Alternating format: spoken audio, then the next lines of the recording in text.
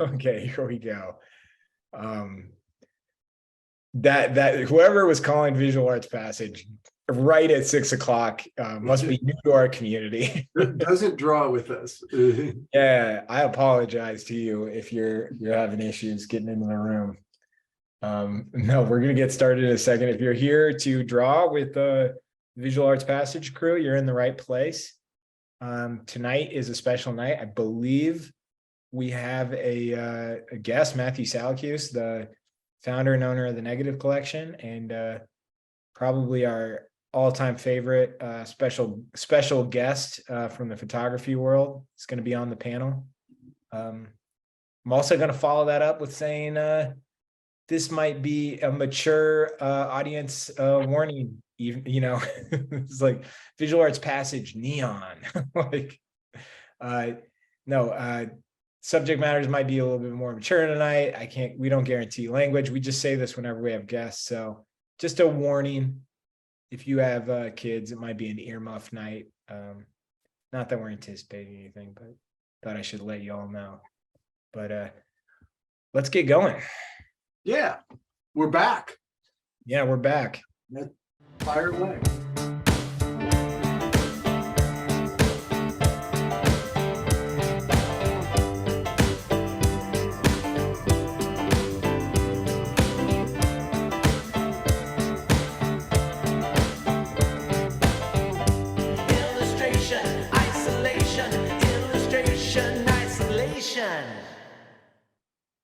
All right. We are back. Welcome back from Thanksgiving, the Thanksgiving break, and back to a really fun night. It will be good to, hopefully, we don't know for sure if Matthew's going to drop in and say hi to us, but he certainly has allowed us to use some great imagery. Tonight, we are drawing from the Negative Collection. I included that little subtitle. We make prints from found flea market negatives, and it's unbelievable the quality of the images, the quality of the photography, and just the individuals in the photographs. I mean, it's kind of who's who, that they're finding shots of really famous people. Yeah, it's either unimaginably iconic people or incredibly historic or artistic photography. It's amazing. Yeah. Really fascinating. And Matthew, thank you for allowing us to do this. I very much appreciate it. It's always, I've been to the Negative Collection website before, and I spent some time looking, obviously, the last few days, and it's just fabulous. So kudos to you. It's really well done. If you haven't drawn with us before, we do 3 poses. The first 2 are 20 minutes in length, and the third is a 40-minute pose. And we give you the option of photo reference to draw, that you can do one, you can do them both, or you can do one longer 40-minute pose. Speaking of famous people, it's like, how is that a found negative? Yeah, really? Well, how about that? Yeah. So here, as Muhammad Ali, for 25 years, was the most recognizable man in the world. That's an amazing thing. And somebody found a photograph of them, an interesting photograph shot that wasn't curated somewhere. I just find that absolutely fascinating. Isn't that nuts that not only is it a photo of Ali, it's a great photo of Ali. Absolutely. And what I find really interesting is these have to be like 2 of the most famous people of the second half of the 20th century, right. Without a doubt. And then our for the last pose, we have an option. You can do one of these figures, you can do both of these figures, you can do both of these figures, and anything from this photograph, which is just an amazing photograph.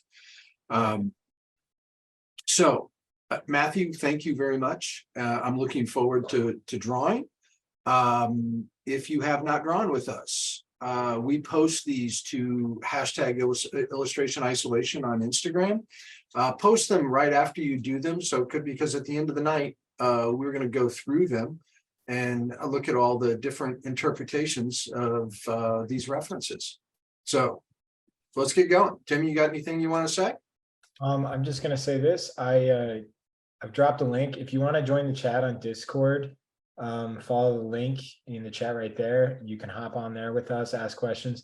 If you don't know what Discord is, it's new to you, just hang out on Zoom, use the Q&A, you're all set. I will also drop a link to the photos. Other than that, we're ready to go. Okay. Timmy, do you want me to stop sharing? Do that. All right. And Cassandra's, everybody settle down. Cassandra's gonna be here. That wall of images behind you is amazing. Oh, thanks, man. Appreciate it. Yeah, Cassandra's celebrating birthday for Twins tonight. Yeah. She didn't respond to me. She said that she'll be late coming in, and I said, priorities, Cassandra.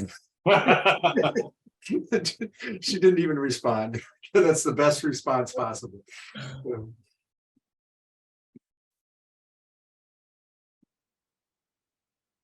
Well, you can get everything else wrong on Elvis, but not his mouth. You get the mouth wrong, and it's. Thanks. You put a lot of pressure on me because I just started going there. I'm just about to hit the mouth. I'm just like, oh god. I'm still finding the shape of his head. Do you want to switch to your drawing camera? Oh yeah, good idea. Don't know what it's going to show here. Hold on.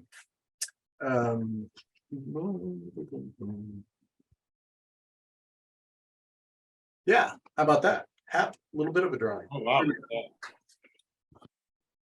I've got some Elvis trivia and Muhammad Ali trivia for later tonight. Particularly if Salacuse doesn't show up. The Ali trivia is mostly, I mean, there are some like wild card stuff where you're like, okay, I mean, his story is amazing, but it's not nearly as bizarre as the Elvis trivia. Elvis was a weird guy. Yes, he was. Like some of the stuff, I was like, whoa. I don't want to spoil any of the quiz questions, but I didn't realize that like his hair was blonde. You know that? His hair was blonde? Yeah, it was a blonde. No, He was blonde, and he dyed his hair and started wearing makeup when he was in high school. And nothing wrong with that. But he had a persona and that he wanted. And I think that it's, it worked. Yeah, it was amazing. I was reading his persona was based on allegedly was based on Captain Marvel Jr. Really? oh, that's interesting. Huh. I saw Elvis in concert about 4 months before he passed away. Oh wow. Yeah, it wasn't really my choice. It wasn't my first choice of going to a concert when I was 16 years old. But we had just moved from Connecticut to Kansas City, and a friend, well, actually relatives of ours, got a suite at this. It was a stadium concert or a arena concert, and I went with my parents, and it was very memorable.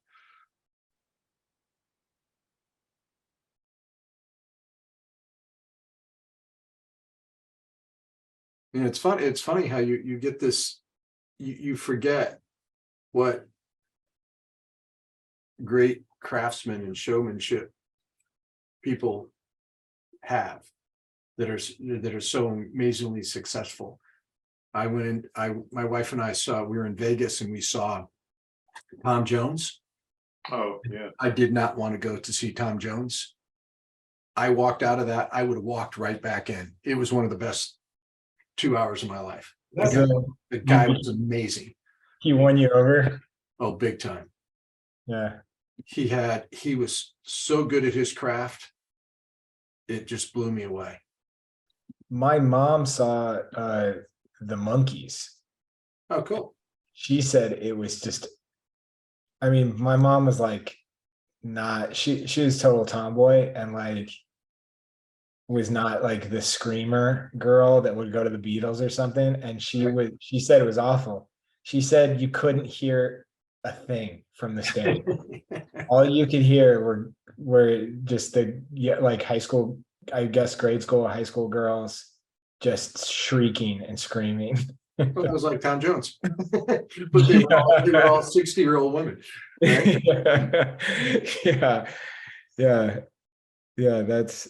It's interesting. I've always wondered like what that I was thinking about that the other week. I was like, what is that in us that this like there's just a certain level of endorphin rush where we're just like, I'm just gonna scream. I've yeah, don't really have that. Yeah, I mean there are a couple, celebrities now that I bet like when there's a sighting, like the guttural response of the public is to just shriek. you know? It's funny how people react to stardom. I never considered my mom like really, somebody that would just go insane if she saw somebody that was like super famous. But I was with her when she saw Paul Newman in the grocery store, and I thought she was going to lose it. I mean, I really just couldn't believe the reaction she had. That's pretty. It was, But now it's totally understandable, right? yeah. No, Because now it'd be me. I'd be the one that would get into going. What was did you look at what Tom Jones was buying? No, it was Paul Newman. Oh, Paul Newman. I'm Yeah. sorry. I'm mixing it up. I'm all space cadet. What was Paul Newman buying? I have no idea. He was in the grocery store. Like salad dressing. Yeah. Yeah. Newman's Own. That was well before Newman's Own existed. Yeah. yeah, it's funny. My mom had a thing for the actor Tom Skerritt. Yeah. She loved that show Picket Fences, and I don't think she ever saw him in Alien or any of that, but she loved that show Picket Fences. And I talked to her about it. I'm like, Mom, you got a crush on Tom Skerritt? And she goes, no. There's just something really nice about it. I do just want to remind people, if you do have questions, art related, if you want advice on, how to approach drawing Elvis, anything like that, please use the Q&A, which, I mean, you said don't mess up the mouth, Bill, but man, that Elvis hair is pretty iconic. How are you guys approaching all this? I'm not very well right now Yeah. for me. No, I got to get warmed up. I haven't drawn in a few days here. I'm keeping Timmy, what have we been doing? Oh, well, right now, if you're not aware, we're enrolling for the winter semester, which it's honestly, this is going to be a record. It's going to sell out. It's going to sell out easily before the end of the year. It's pretty nuts. Enrollment we are increasing our prices next year out of necessity. So if you want to lock in your price, I recommend doing that now. You got to sign up now and your price will get locked in, but we're enrolling for that mentorship. So if you've ever considered our illustration program, character design, or our new program, the commercial gallery program, which Cassandra teaches, and I'm sure will be here soon. Those are all enrolling right now. And it's the lowest price you're going to get these courses at ever. We're moving on. Yeah, I was reading the description of the new program. It sounds really great. It's something I've wanted to do for a long period of time. To kind of, discuss developing so-called fine art work, but kind of really call it out from the artist perspective of commercial gallery, because, you know, that's how you have to deal with it. I mean, you have to think about it as your livelihood, and it's what I've done for a long period of time. And I there's people that do it really well. Cassandra is having a magnificent run at it right now, and she's approached it in such an interesting way, in a very contemporary way. And she was like the perfect choice for me to pick. And number one, I think I had some influence of why she went there when she was studying with us. It was like kind of the time period that I was developing that way. And you know, kind of demystify how all of that works. Take the, you know, pull back the veil, and a proper way of approaching it, a way to approach it logically.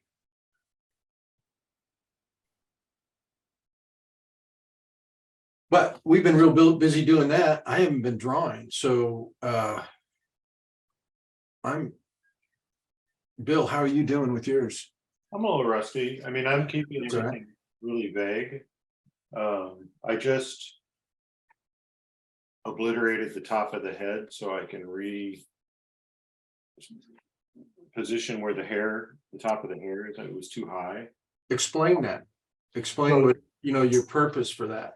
Right. So I drew in the hair. I drew the shape of the head, because once I get the shape of the head, then I can see where all the features go. And a big part of the head is the shape of the hair, and then where the ears come in. And I just recently adjusted where his right ear is, because I had it too high. So I redrew that. And then once I got the features in and I saw that I put the mouth a little too low, I moved that up. And then I'm just visually looking at the proportions and comparing it to the image. And I'm not, you know, measuring it exactly, I'm just visually measuring it. And so in looking at that, I see where I had the top of his head was way up here. And in relationship to everything else, it seems to me like there's less space. You know, I'm just visually looking at like from where his eyebrows are to his head. And there's less, the hair is a lot smaller than I think. Although I could push it, I could make it bigger, and you know, I could see somebody who's great at doing caricatures and stretching things out, like Chris Payne or Dale Stefanos or any number of other people could stretch it out. But I'm trying to keep it sort of proportionate. So I just smudge in order to be able to kind of restate it. I've got a couple choices. I could erase out, I can soften it and let the background be dark, let the hair disappear, or I can just sort of soften this a little bit and then go in with a lighter color and sort of redraw where the head is.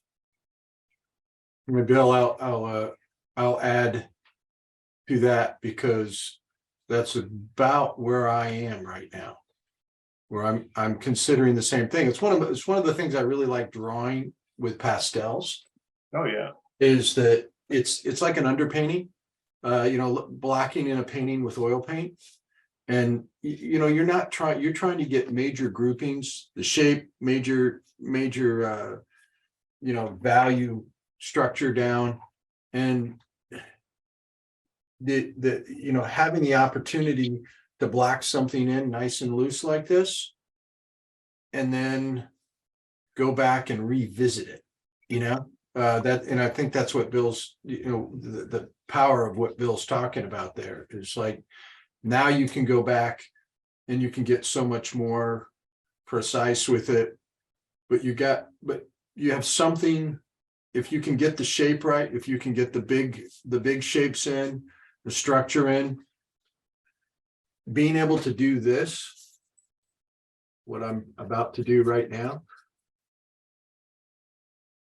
it gives me an opportunity that I can go back and reinstate things.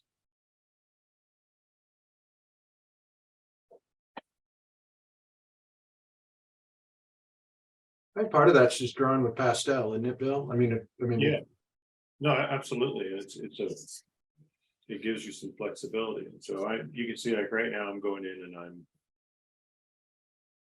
using this lighter color to redraw his hair, but I'm not really drawing his hair. I'm drawing the space behind his hair. Oh boy, we've got some trouble in the panel tonight. Raymond Bonilla is here. King has arrived.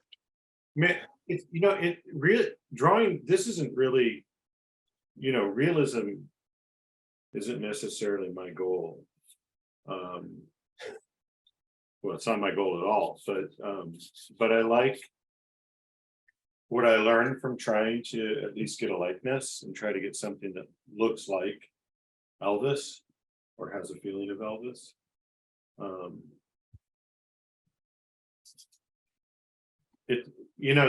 Looking for galleries. I've been looking for galleries, and I came across a gallery that I would love to visit, but I would never. They would never take me, because it was all photorealism, and realism to me is like a tool that you use at different times, and I think that one has to sort of take away things a little bit to get more towards art, like subtract from realism. If that makes any sense. or maybe to say that a little differently, towards personal voice. Yeah, personal voice, I think, for me is found by filtering realism through my own experience and my own way of handling paint and drawing, and interpreting it. I was thinking of the difference between music, a song, and the news, and painting to me and drawing is more like music than it is the news. It's more, it's got limitations, it's got rules, it's got a structure to it, a different structure than the news has.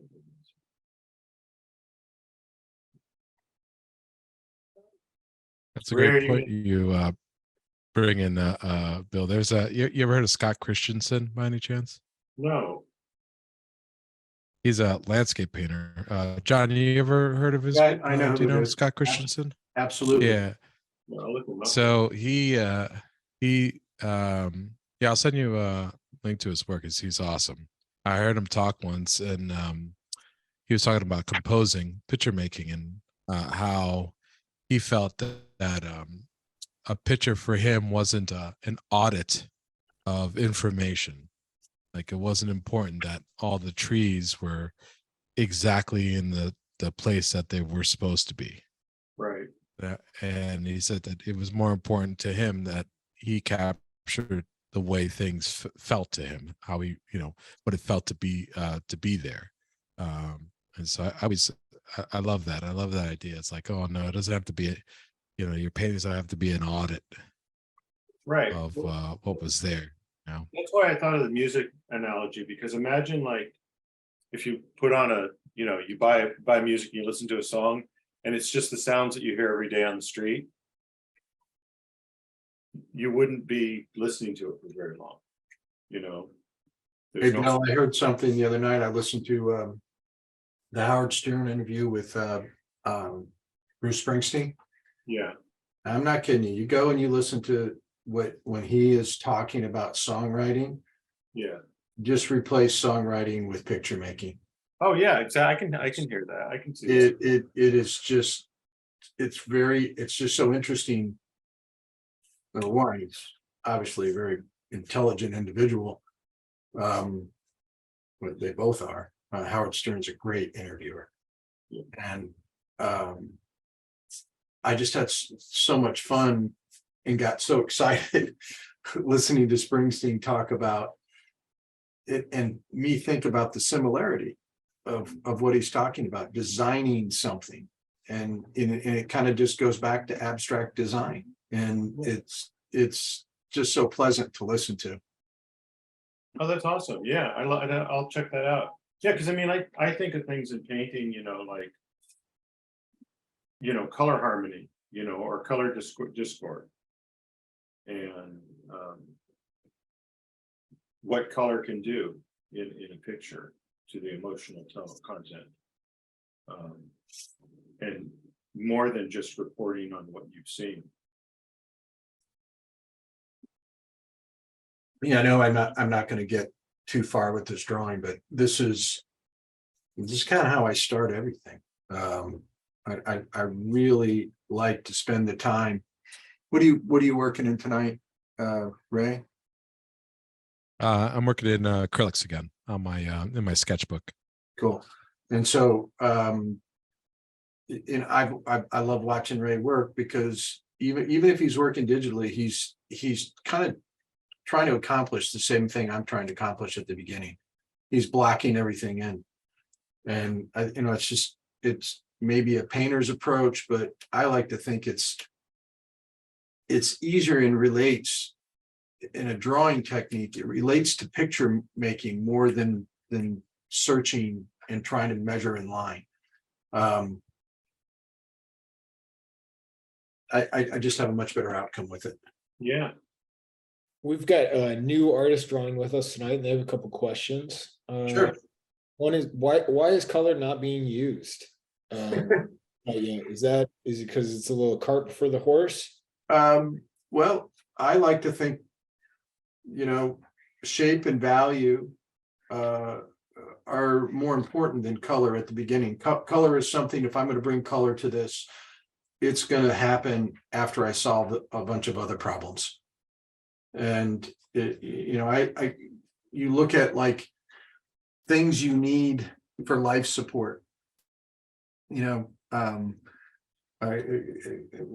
wonderful talk I've watched my good friend Brent Watkinson do, talked about what most people are thinking about is like, okay, well, I need money, I need all these external pleasures and things, and when it comes down to it, you need oxygen first.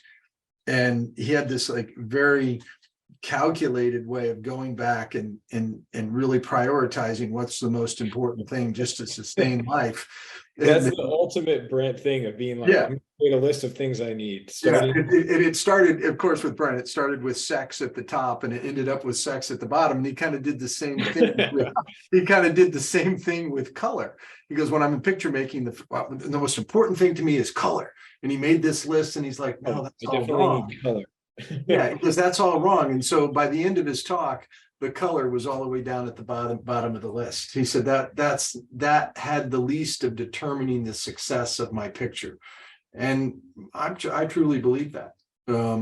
I think that, you have lots of options with color.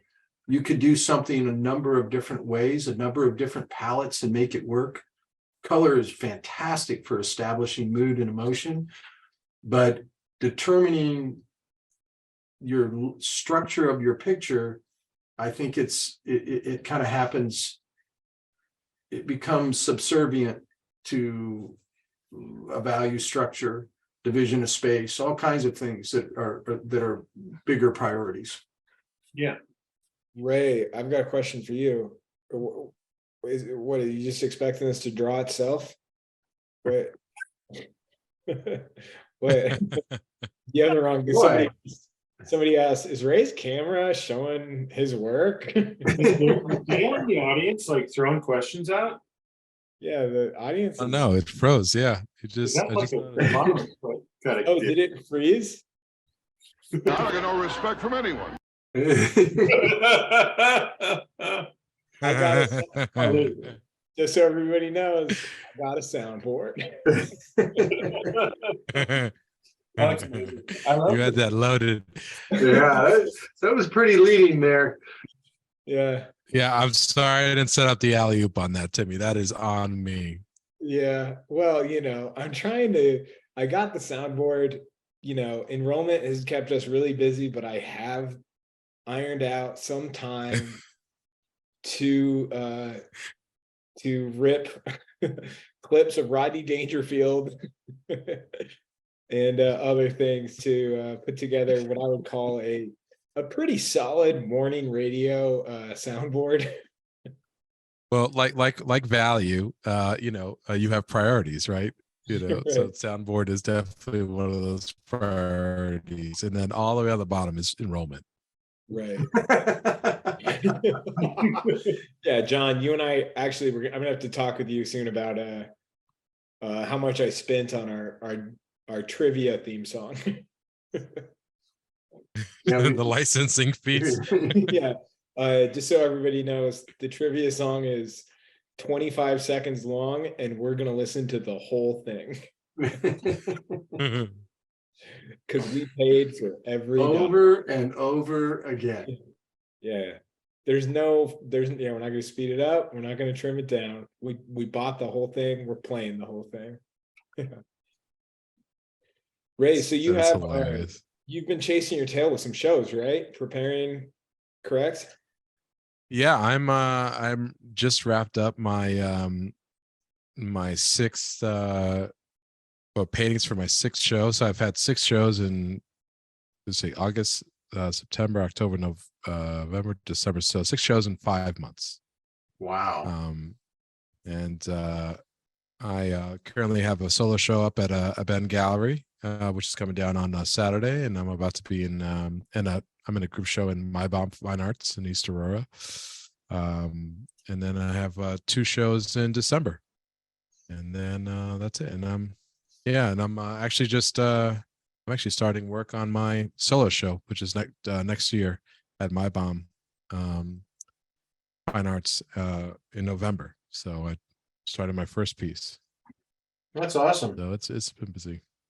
Yeah, It's a good. How many pieces will you have in your solo show? I'm thinking possibly 20 to 30. Wow. So back to what we were talking about, like commercial gallery. How does an artist get to the point where they can string together 20 to 30 paintings a couple of different times a year and be really proud of the work? How do you get facilitated like that? How can you get to a point where you can produce like that? It all works into it's all part of the equation, because you got to be able to do it. Yeah, I think the what to paint is the first, like it's how to paint, right? It's the facilitation, and then the what to paint, and then which is always the big question. Yeah. And then you got to once you have that, and you have, this is after the whole, you've done your research, you've done, and what galleries would support a type of work like that, and you have the gallery, then you have to support those galleries, and so you have to have a means or a way of amassing that amount of work, a large amount of work, and then being able to work efficiently. I think that's the biggest thing, is just efficiency and understanding. Just produce on a high level, all the time, because I don't have time to afford, I can't afford for a piece to go bad on me, because I just don't have time for that, to just in terms of my schedule. That brings up a really good question for me, and this is for the audience. How do you get to that point? And I'm going to kind of load the question. The process that you work in, does that allow you to be consistent, where you're not like wasting a lot of time, where you're not chasing your tail by trying to, start a painting without any direction? How important is your process to you? Oh, it's everything. I mean, it's the thing that keeps me entertained, and at the same time also keeps me fed. And so it's you've got to enjoy working in that process, but you also have to be able to produce enough work to support yourself. So the process has to also lean on in terms of efficiency. And that comes with just a lot of experimentation and, a lot of studying of like how other artists work, and being able to break that down, and just experimenting with different mediums and seeing what fits your wiring as an artist. You mean And personality? When you say yeah, wire- I would say personality. Yeah, there's some artists that like to jump into paintings and then sort them out. Other ones like to plan it, a little bit more ahead, down to like the every single color that's going to go in before they've picked up, put a paint on a canvas and or on a substrate. And so you got to figure out what type of artist you are, because it really, at the end of the day, it's all about producing high quality work consistently. If you're going to have be able to sustain a career. that feels like you made it. that when you mean consistency, you mean quality and your voice, right? Right. Yeah, so I've got some bad it's, news. yeah. We're at the end of the first pose, so Oh, that is Over, man. It's game over. God. yeah, so we are moving on to pose number 2. It's game over for pose number 1. You know that. What's up? What was that from? Aliens. It's Oh, Bill, yeah. it's the late great Bill Paxton. Go back to me. Yeah. So please post your work to Instagram. Most importantly, please tag at Visual Arts Passage, at Negative Collection, and hashtag Illustration Isolation. Definitely tag at Negative Collection. Like, please do so. I know Matthew's really excited to see this work. We've been chatting all week about it. And it's just really nice that he gives us like carte blanche on the website to grab any of these images and work from them. And so I just really recommend doing that. But yeah, we're moving on to pose number 2. What were you saying, Ray? Said he's okay. He's okay. That Yeah, guy. he's That's okay. Salacuse. That guy Salacuse. He's all right. Friend of the show. Oh, friend of the show. But Salacuse. yeah. But one of the things I will say is if you're looking for like a good Christmas gift, that is, you gotta have a little bit of a budget, but you cannot go wrong with the prints on that site. It's amazing. I highly recommend going to negativecollection.com and checking out. I know a few of the VAP crew have prints. I still need to frame mine. I actually have a print of the last slide, the woman on the subway, but they do limited edition prints of all of these. So I just highly recommend it. It's a killer gift. Yeah, they're incredible. They're absolutely incredible, the print quality. And I also want to be clear. It's so good. It's the first time we've ever tried to sell something not art mentorship related. John and I don't like selling other people's stuff. I was wondering how you were going to swing that.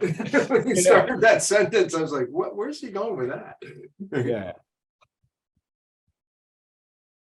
Didn't we just talk about our enrollment? We weren't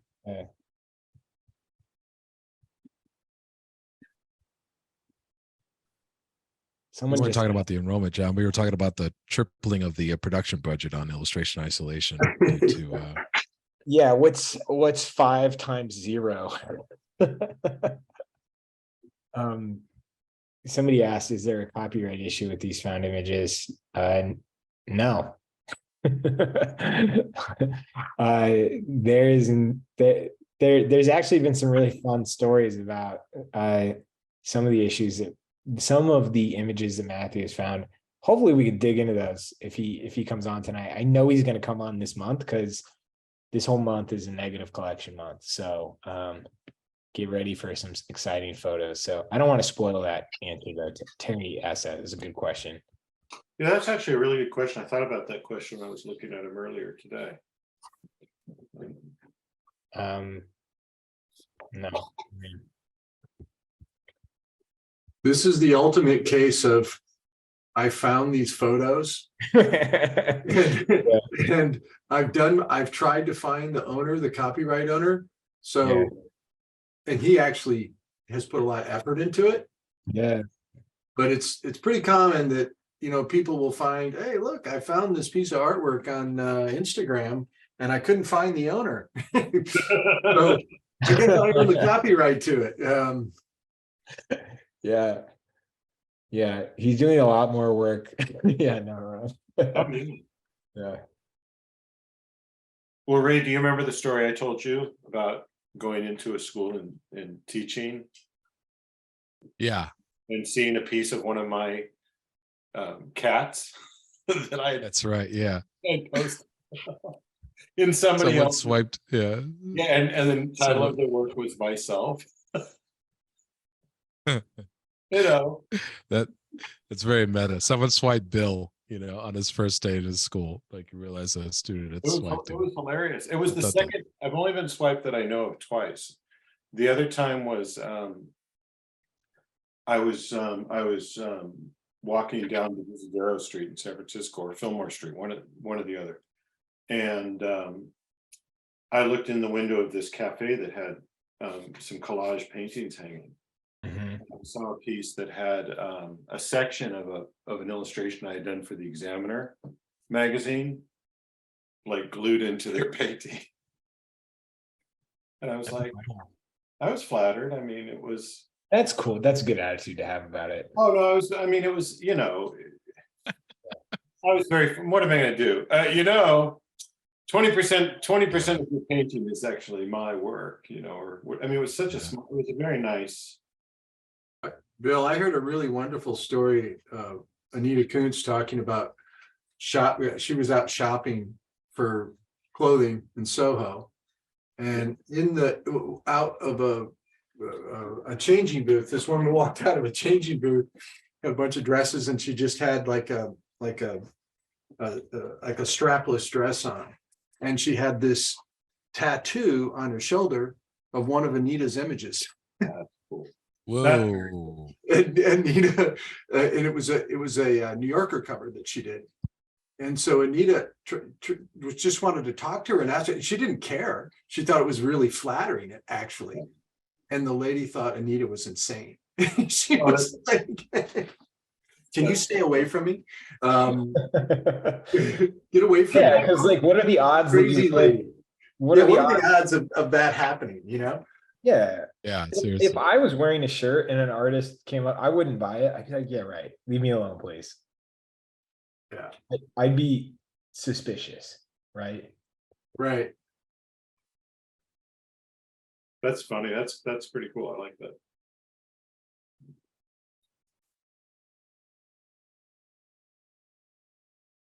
Yeah. So John, I just wanted to kind of expand on that conversation that you were having about consistency, and it's such a and like output as an artist. I think that I was asking a student, I was in teaching class, and a student of mine's asked me why. We were looking through like a bunch of artwork from Sir Lawrence of Alma Tadema, Alma Tadema, and particularly the roses painting here. Anybody ever seen that one? It's the Roman emperor, like I forgot what it was. Oh my god. You're too good with your art history for me. I can never remember anything unless I see the picture and it's like, oh yeah, I know what that is. Yeah. It's so multi-figured piece, epic, and a student asked me why, he said, why don't a lot of artists today paint multiple figures, like really epic multiple figured paintings? And I said, well, they do. I mean, they're illustrators for one. A lot of fantasy artists do all the time. And he would say, well, what about like Renaissance-esque style, and I said, well, a lot of it has to do with market changes. When there's most of those, especially like Caravaggio and a lot of the things that like they did, there was all commissioned by the church, and so that's where all the work was, and once that dried up, it really changed how artists thought about pursuing stuff like that, because it's really expensive to paint really large with multiple figures in that manner. And so there's a lot of economics to You mean just painting material? as well, just material wise and time. Yeah, absolutely. And I was talking to one of my galleries, actually Grace Maibaum from Maibaum Fine Arts, and her and I were talking about large paintings, and said, they're great. He says, but sometimes it's not a matter of like size as to why, people. I said, why don't large paintings take a lot longer to sell? He says, well, I said, is it a higher price point? And she says, yeah, I mean, sure, they're more expensive. The larger they are, they're more expensive, but also it's just size. It's, not everyone has like room for a 10-foot painting. Like it's practical as well. So it's, you can paint something that's 37 feet, but like, what are you going to do with it afterwards? And so like, you have to set up your career so that you could have the patronage to be able to do work like that. And there are artists that do that, you could take a look at like people like Adam Miller, who's an artist that I could think of off the top of my head that do things like that. Or Cleo Newton is another large scale Leon Gollop. work. Yeah, exactly. Leon Gollop, or Russell Chatham, his stuff wasn't small. Wasn't huge, but it was yeah. good stuff. Yeah. I mean, it's interesting. It's like just as important when you're thinking about scale like that is you're also thinking about subject matter like that. Who it's not everybody wants to hang a nude in their house, I mean, it doesn't, I have them all over my house, always have, but some people have an aversion to that. Really good, like portrait painters, there's a lot of people that don't want to have portraits of somebody that they don't know. If the figurative work gets into personality, and so you really have to consider all that stuff. Making a living as an artist is tricky enough without a plan, or with a plan. Without one, it's just doesn't work, and you got to consider so many different things. Ray, I mean, do you think about like what's the first thing you try to accomplish when you're putting a show together? Do you think subject matter of the show? Yeah, I think theme of the show. What's the most appropriate for that gallery? What's going to be most attractive to those collectors, and it's work I do anyway. So it's like, I know what to focus, where to focus that body of that type of work that I do towards. And then the second is sizes, for this show, I want to paint large, but I also need to make sure that I have, along with large paintings, I have some other, smaller pieces and a few medium-sized pieces. Price per item, right? Exactly. Yeah, you got to give an inventory that allows somebody that wants to invest a lot of money or has a lot of money to purchase with a piece, and then you do smaller pieces, because it was the most amazing thing to me when I first started. I had no idea when I first started selling paintings in galleries that they priced everything by the square inch. I thought you would price them like by how much you like the painting. I mean, that's how I thought. I was so naive about it, and it's we got some new people in the room. We've got Cassandra Kim. Hey guys. Everybody was furious you weren't here. And then we've got Mr. Negative Collection here, Matthew Salacuse. Awesome. Oh my goodness. Prodigal son. Yeah, this is exciting. This This is also Matthew. You're here for the first episode that I have a soundboard. Hey. Oh wow, Yeah, getting And fancy. I apologize for that, Matthew. We're getting closer and closer to morning radio. Yeah, Oh, Matthew, what's it's that? not just any soundboard either. It's chock full of Dangerfield. So it's something done with love, you know. I gotta tell you. I'll give it over. How was the birthday stuff? Oh, it was great. Like I just underestimated the level of sugar high that occurs from a donut cake. So they're still coming down. From you or them? All of the above. Yeah.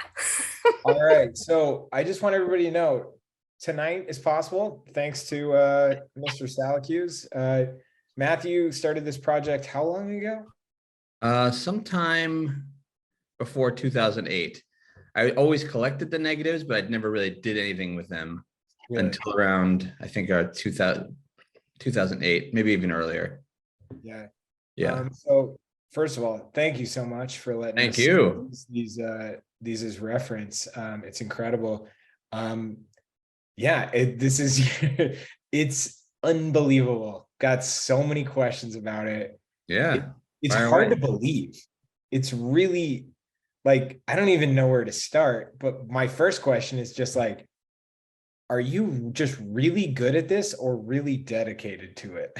A little from column A and a little from column B. Like Yeah. I used to go out every weekend to the flea markets in New York. There was multiple about 15 years ago. You could go to one and another in a different neighborhood.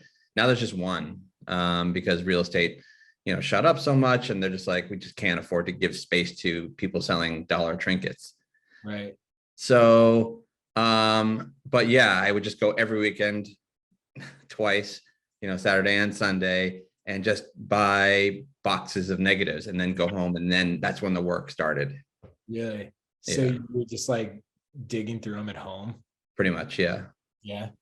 That's amazing. Is that wow? So one of the questions I was wondering about was like, because John and I were talking about how many just the number of iconic individuals you have, but it's not that they're just historically iconic people. They're Yeah.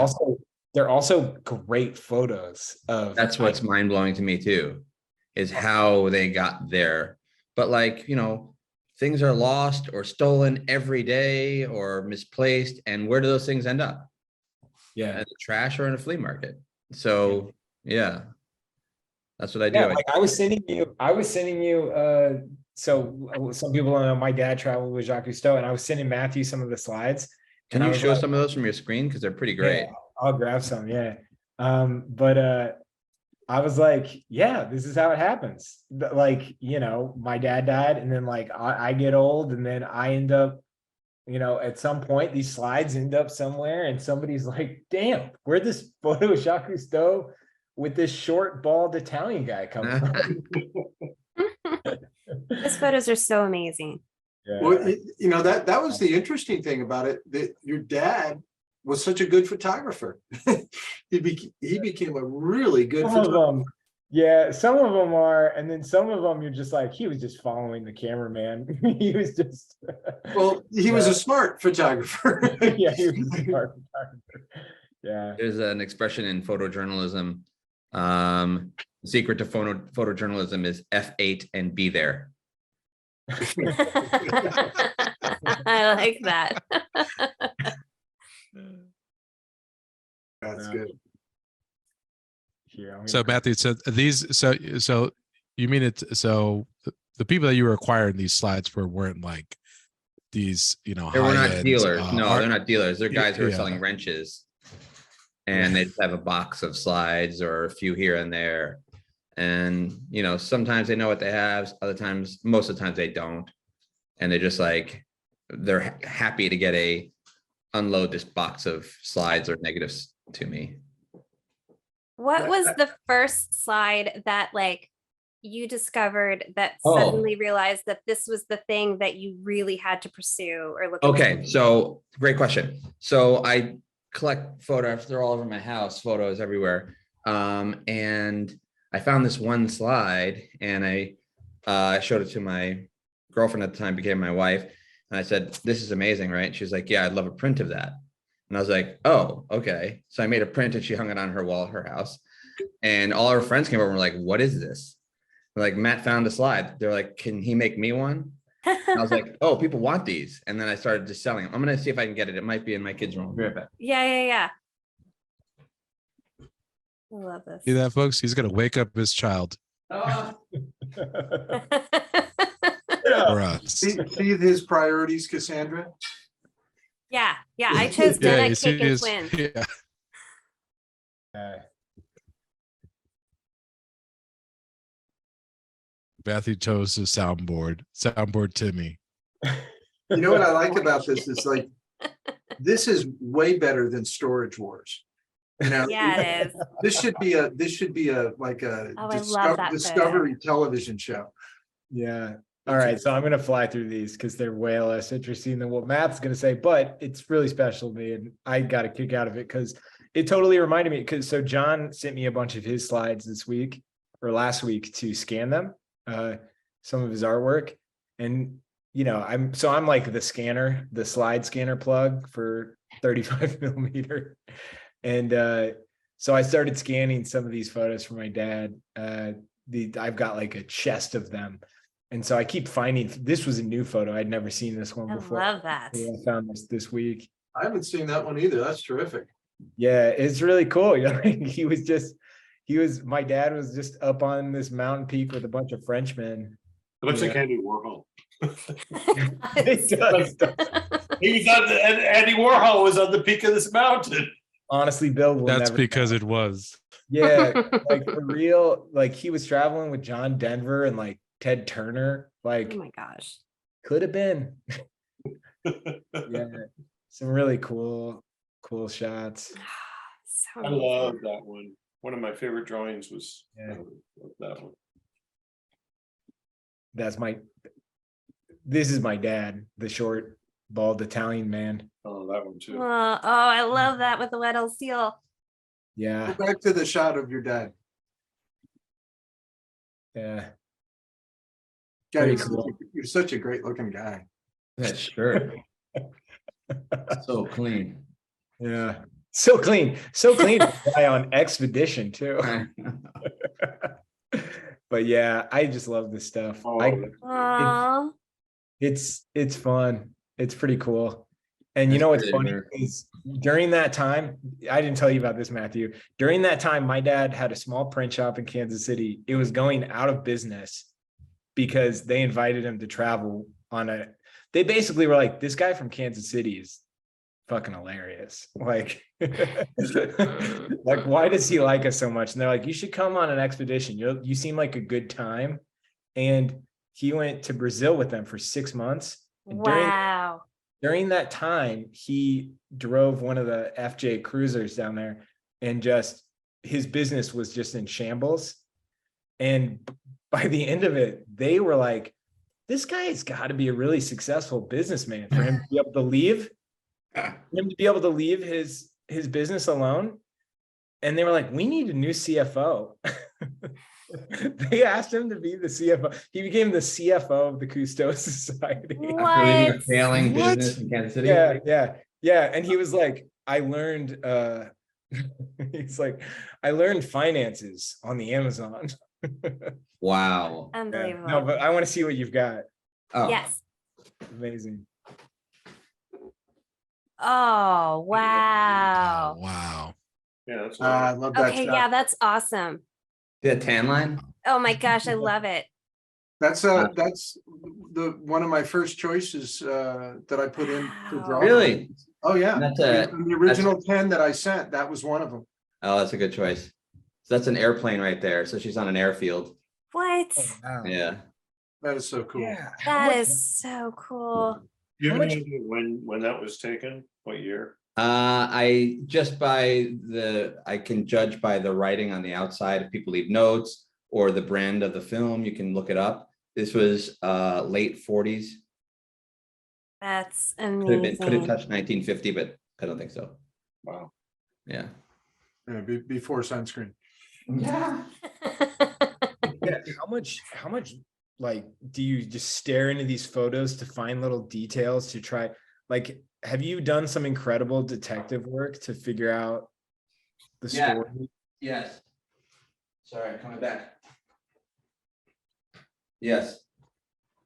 My first goal is to try and reunite the photographer and their lost photo. So if there's any information on it whatsoever, if like there's a drugstore in Illinois with, someone's last name, I'll start doing ancestry.com and try and find someone in that family. It's happened many times where I've been able to be like, hey, here's a picture of your granddad. And then I give them the negative as well, because it's really, they're not mine. Right.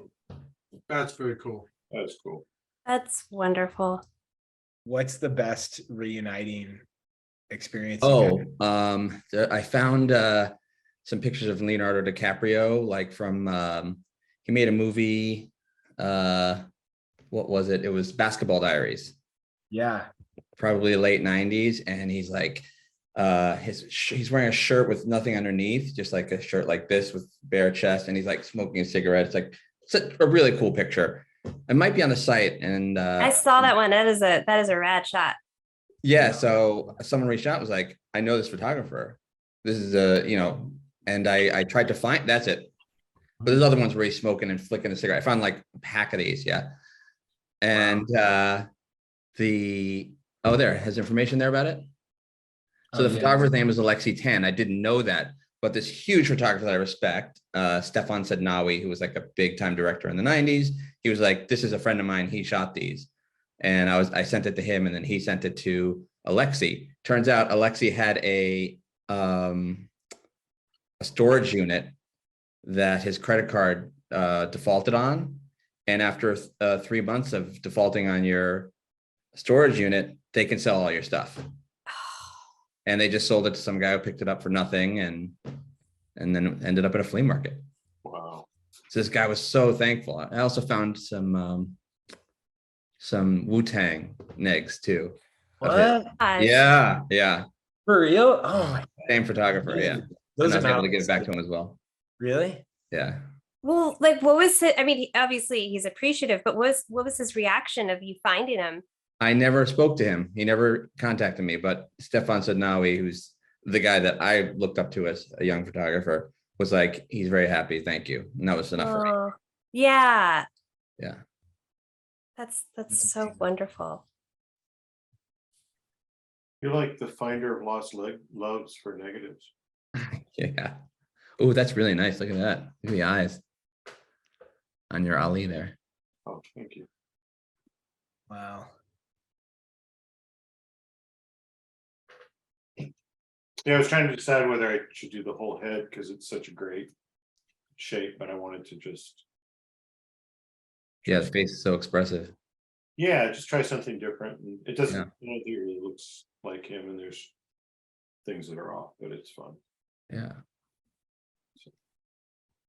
So Matthew, as finding any of these, like all these pictures, have they kind of informed your picture making decisions, or is it more just like a separate kind of hobby?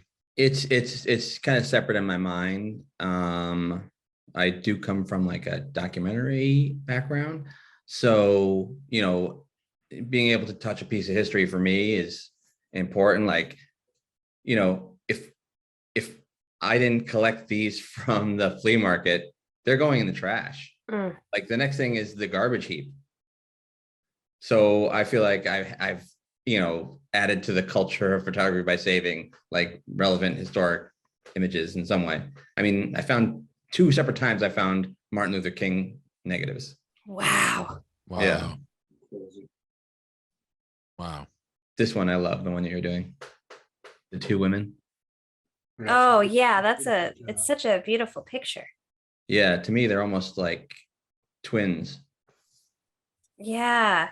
I didn't notice that at all until you said it, Matthew, and now I can't unsee it. It's amazing. So interesting. Yeah. And I'm not sure the relationship. Yeah, I feel like there must be like such a story behind this, and I'm so curious about what's going on, and that's what's so captivating about it. But there's a closeness in that relationship. I can't tell what it is. The woman looks like she's in a uniform sometimes. Yeah. Almost like police uniform or something like that. Yeah, but Yeah. then it's also wild that like one of them's in like what appears to be like a swimsuit, you know? It's just like, what's going on? Yeah. Everybody, I just want to say we're gonna move on to the third and final pose. So please, and this is our long pose, so you got plenty of time. But please post your work, tag at Negative Collection on Instagram and Thank you. hashtag illustration isolation. We're gonna check it out at the end of the night. Yeah. But move on to that third pose, which I wanted to ask you, Matthew, like because the last pose, the woman on the subway, that was the oh my God, the print that I got from you guys. Yeah. And I love it. It's amazing. It's actually getting framed right now. Ooh. And yes, I'm really excited. What about that image is it that makes it so amazing? Well, two things. I mean, there's the fact that it's a color picture from 1957, which were a little rare. Most photographers were shooting in black and white, especially for journalism type of stuff. But like for me, it's the content, which is this woman trying to preserve a little bit of dignity. Can you bring it up at all? Yeah, I'm doing it right now. Yeah, sorry. It's like she has her white gloves. She's trying to be, it's like forced into this situation, this crush of humanity. And it's just like, she's just trying to keep dignity and it's impossible. The world's making it possible for her. Yeah. I can't even imagine how dirty it was then. Yeah. Yeah. That's amazing. But that's 1957. Wow. It said it right. Someone had written it on the paper. That's amazing. I Yeah, love that it's also a frame within a frame shot. for sure. Yeah. Beautiful diagonals of it is wonderful composition. That's the thing that kills me, that these are like their subject is super interesting, but aesthetically stunning. Mhm. And like it's almost like paintings that you hear like how they find like Da Vinci's in some sort of like shop that Yeah. sells like cured meat and stuff like that, and it's holding up like a shelf, and you're thinking like, how did these things, like that's the way I feel about these pictures, like how did something so beautiful just get completely lost? Yeah. Because we're not just talking about a print of it, it was like the actual negative Yeah. was lost, and so it just blows my mind. Yeah. Great agencies too. I mean, that newspaper and that one, and that door. And then the woman, the way that light shape of the newspaper disappears in the woman on the left. I mean, that's just a happy accident there. Yeah. Or a great eye. That's probably an accident, but yeah, you're right. It's I think what was his name? Henry Cartier-Bresson used to always talk about the decisive moment. Like he had all these pictures where like just the right thing was happening at just the right second. And then like I think my professor was like, decisive moment really is like when you look at the contact sheet and you say this one. Mm. Yeah, it's really hard to do it in the lens. Right. Part of that though, like Cartier didn't shoot very much though. I didn't know that. And he didn't print his films. A lot of times he would send in, he shot very little apparently, and he shot full frame, and he would send his negatives into Time and they would pick the photos. Wow. So I wonder who's doing the real work there and I mean, in the decisive moment. I mean, I guess it's one profession looking at a master's work and interpreting it. Yeah, I mean, I don't know. It was an interesting relationship because he didn't print a lot of his own stuff. Huh. But I do love that, like there's the one shot of his where there's the bicycle and there's the railing. Yeah. Oh, my And God. And I just think, okay, did he like say, okay, ride your bike around this thing? Uh-huh. the right moment to take a shot, or did he know like there's a guy that's riding his bike? let me see, let me look this up. There's a photographer now. His name is Philip Herman. Let me look him up. He does this similar thing, and what he does is he brings you in on it. He'll like shoot the picture and show you the beautiful decisive moment picture, and then he'll show you a video of his camera. The video is back here, and you can see his screen as he's like waiting for it, and then takes it. It's pretty incredible. Let me see if I can find him.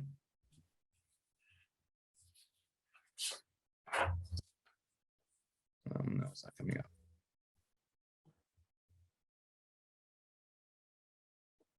I just like the fact that Bresson would tape his camera up with black tape and try to cover up all the shiny parts. Uh-huh. And a lot of times he would just stay at a place for a long period of time and then shoot. He didn't want people to know he was there, you know. Yeah. So he'd be like all covered up in like his coat, and then he'd snap, you know, he shot with the Leica, and he wasn't looking through the viewfinder a lot of the time either, I don't think. Oh, he's like holding it here in his chest. Yeah. Yeah. But That's a good question for Matthew. It's like, as a photographer, how do you deal with like trying to keep that candid quality?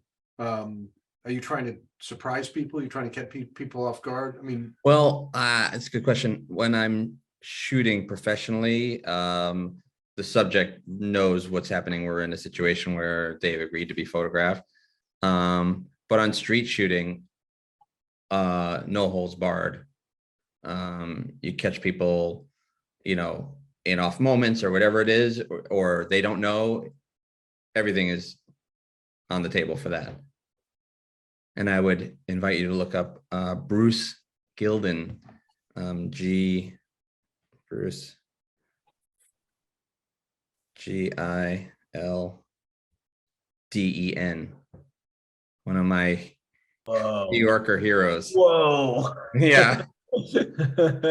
He's like he's real New York. Like I have to do this when I talk about it. He's real New York. Yeah, I'm gonna give a disclaimer before I share it. Because I don't know what I'm about to see, but some of it's just wild. Oh, wow. Oh, he just walks up. That's him right there with his camera and his flash. And he just walks up to people and goes, boom, takes a picture, right? Like he treats regular people. See that picture of that guy with the kid on his shoulders? He treats regular people like paparazzi. Wow. Yeah. oh, that's a trip. Oh man. That is wild. Wow. Can we do a night of his work too? Oh, I bet I could get him to come on.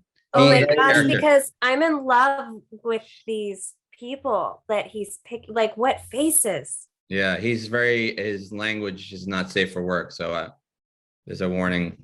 Earmuff warning. Yeah. But he is a character. He is just one of the best. I'm like scrolling really slow because I'm like, all right, let's see. Oh my gosh, these are amazing. Yeah, wow. And he's a contemporary guy, right? So I mean, he's alive. I wouldn't call him contemporary. I mean, he's alive. Some of these photos look like they're 30 plus years old.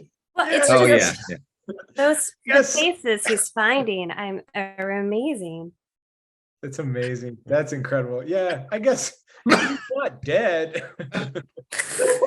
He's breathing. He's Can we breathing. put that on a shirt? Like, Yeah. Contemporary artist. Alive. Check. Yeah.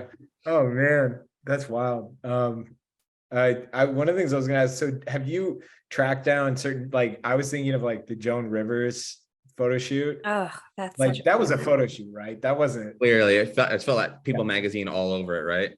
Yeah. Yeah. Yeah. Yeah, Do it's you hard to ever- reverse. It's hard to reverse You mean search some- a photo like that. Yeah. But yeah, I do go and try and find the author. I saw that you got your Guy Fieri People magazine. It was People magazine, right? Yeah, yeah, that was the cover. Well Yeah. done.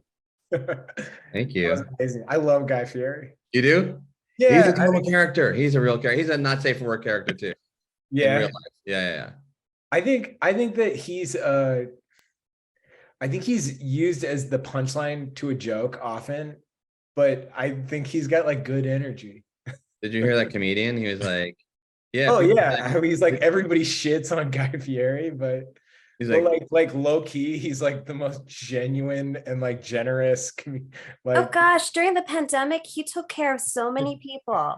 yeah, yes. I'm And someone was trying to like, remember that he was like, comedian. all he's ever done is tried to pursue his dream. And like, everyone's like, not you. You got fire on your shirt. Yeah, yeah. Everybody just treats him like trash just because of that. He is like the epitome of like cheesy dip, like Yes. restaurants, yeah.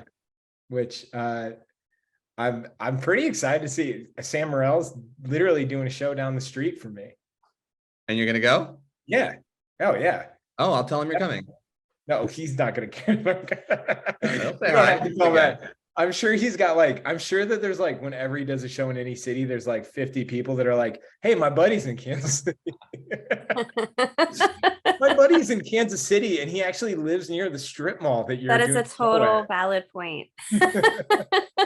That would actually be Shout such a out. red flag to be like, the show you're doing in Kansas City, the strip mall that it's at. I know somebody who lives really close to that strip mall. You don't have to travel far at all to get here. Got a Dangerfield soundboard. You should Yeah. tell Hit them it. about it. Yeah. No, I'm actually really looking forward to it. Yeah. Cool. Maybe the question is, do I live closer to that strip mall or do you? Ooh, good question. John, you are in fact closer to the comedy club on 103rd and State Line. I was in the parking lot last night picking up Chinese food. Oh my God. It's my favorite, like weird Kansas City thing because I live in such an insignificant neighborhood, Matthew. But I was like driving home and like occasionally you'll see like a C-list, like not C-list, but like, yeah, like a C-list comedian at this like really bad grocery store I go to. And you'll be like, why is Dice Clay here? Oh no, don't say C-list. No, not Dice Clay, but Okay. like, no, but it is just wild because you're thinking, why are they here? And you know that they're thinking, why am I here? I hear, totally. Funny part about that, Timmy, is like, I might live closer. We live in different states. Well, that's what I was gonna say. That's nuts. So does that mean that strip is in Kansas? No, it's a Missouri product. It's literally on state line. Yeah. Timmy and I live like doing 4 miles apart and we live in different states. Yeah, no, but I saw he's got like 5 shows there. Oh yeah, he's cleaning up right now. That's No. awesome. We sold out. Yeah. Oh, hold on, I have some artwork to show you.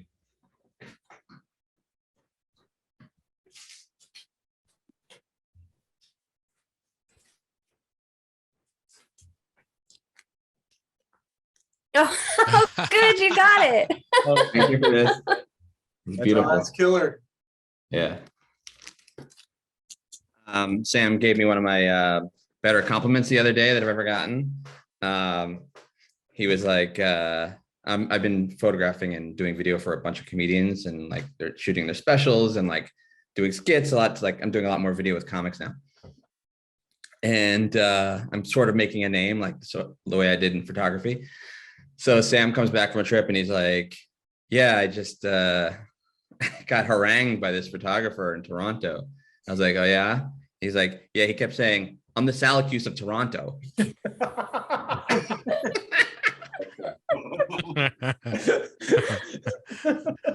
that a good thing? It's hard to imagine a know. Canadian version of you. Yeah. So that's the nice version of you, the Canadian. Yeah, totally apologetic. I'm the Salacuse of Toronto. It's great to know you have a Canadian doppelganger now, with Totally. photography. Yeah. Like the PG version of you. He wants to take your picture, eh? That's a good Salacuse Halloween costume. Is the Canadian Salacuse? Yeah, totally. I call dibs on that. I call dibs. I live the closest to Canada, so You do. You really do. Oh shoot, hold on a second, everybody. It's hilarious. I'm gonna be digging through the questions. Sorry, everybody. It's hard to keep an eye on the questions while we're talking. This is good. I'm enjoying this. Delight. I was really hoping we were gonna do this lady on the subway, like, because I love this little lady. It's a beautiful photograph.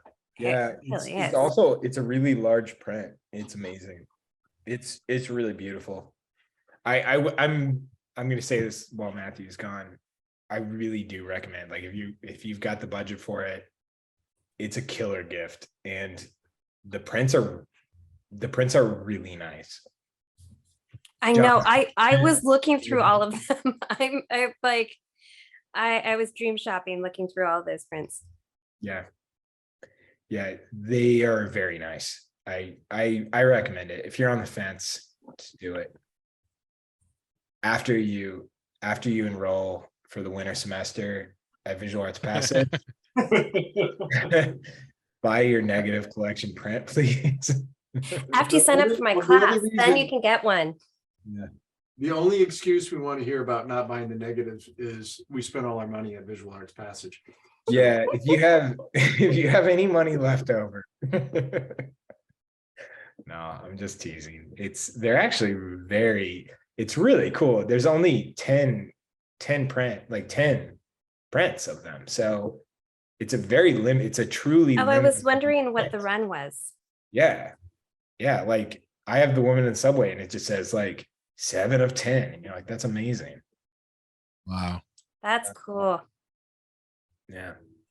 Yeah, so it's 10 in each size. There's only 11 by Right. 14, 16, 20, and 20, 24, and there's 10 in each.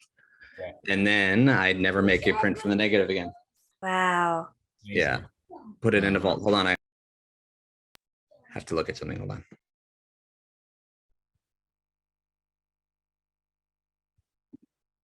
Sandra, it's always really exciting when you like use a pencil, get small. I don't know how else to say it. It's wonderful to use a Get pencil. small. That's an old Steve Martin bit.